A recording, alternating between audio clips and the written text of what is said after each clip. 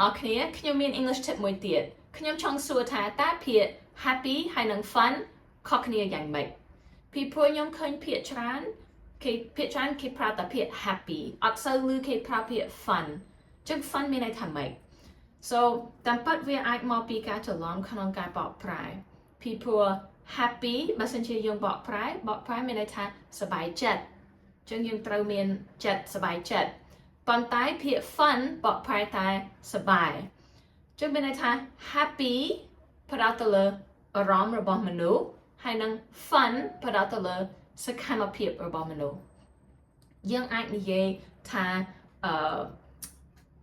បាល់លេងបាល់ទាត់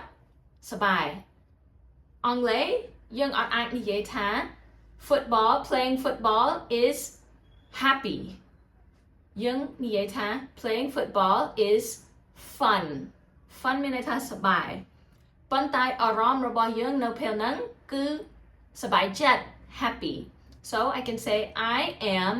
happy អាហ្នឹងអារម្មណ៍របស់ខ្ញុំ happy ប៉ុន្តែសកម្មភាពដូចជាលេងបាល់ឬក៏លេង game ឬក៏ដើរលេងអាហ្នឹង fun ចឹងបើសិនជាយើងដើរលេងពេលខ្លះខ្ញុំឃើញគេនិយាយអំពី trip គេទៅ trip គេទៅដើរលេងហើយមកវិញគេនិយាយថា oh it was so happy it was happy អាហ្នឹងអត់ត្រូវយើងអត់អាចនិយាយថា trip ហ្នឹង happy trip ហ្នឹង fun អារម្មណ៍របស់យើង happy I was happy I am happy ប៉ុន្តែ the trip was fun right ឬក៏ការដើរលេងហ្នឹង ការដើរលេង the trip Siem Reap was fun ចាពេលដែលយើងមកវិញយើងអាចនិយាយពាក្យហ្នឹងអញ្ចឹងពេលដែលយើងចង់និយាយអំពីសកម្មភាពកុំភ្លេចយើងអាចប្រើពាក្យ happy យើងអាចប្រើពាក្យ fun so the trip was fun I was happy